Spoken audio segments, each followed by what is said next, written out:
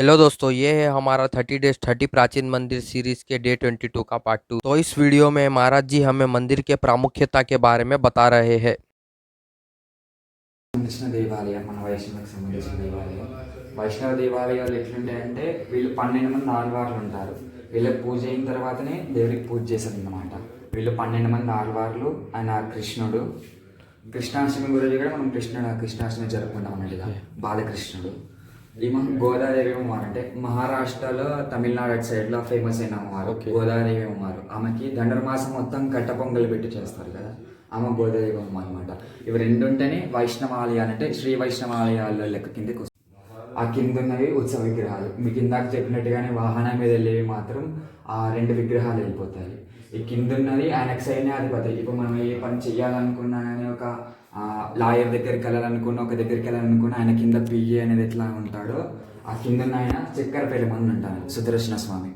ఆయనకు మొత్తం సంరక్షణ చేసేది, ఆయన ఏ టైంకి వెళ్ళాలి, ఏ టైంకి వినాలని మొత్తం చెప్పేది మాత్రం ఆ కింద ఉన్న స్వామివారు.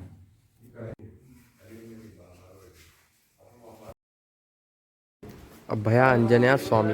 అభయ ఆంజనేయ స్వామి మనకేమన్నా భయాలు ఉన్నా కానీ, ఈ గ్రామంలో ఎవరికన్నా పీటకల్లు వచ్చినా ఏమొచ్చినా సరే స్వామివారి దగ్గరికి వచ్చి దండం పెట్టుకొని ఆ సింధూరం పట్టుకొని వెళ్తాం.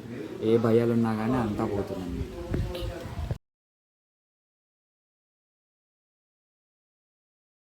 700 ఓల్డ్, అంటే 700 సంవత్సరాల పైనే అవుతుంది. 700 ఇయర్స్ పైనే అవుతుంది. 700 years old.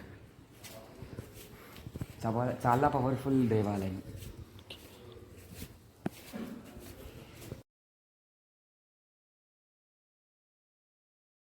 మనకి ఇక్కడ మార్చ్లో, అంటే సంవత్సరానికి ఒకసారి యుగాదికి ముందు, హోలీ అయిపోయిన తర్వాత పౌర్ణమికి ముందు బ్రహ్మోత్సవాలు ఉంటాయి. తిరుపతిలో అయితే ఏ విధంగా స్వామివారికి రోజుకో వాహనం మీద ఊరేగింపు తీసుకెళ్తారో, మన ఇంకేళ్ళ గ్రామంలో కూడా స్వామివారికి రోజుకో వాహనం మీద ఊరేగింపు తీసుకెళ్తానట్టుగా 11 రోజులు బ్రహ్మోత్సవాలు ఉంటాయి.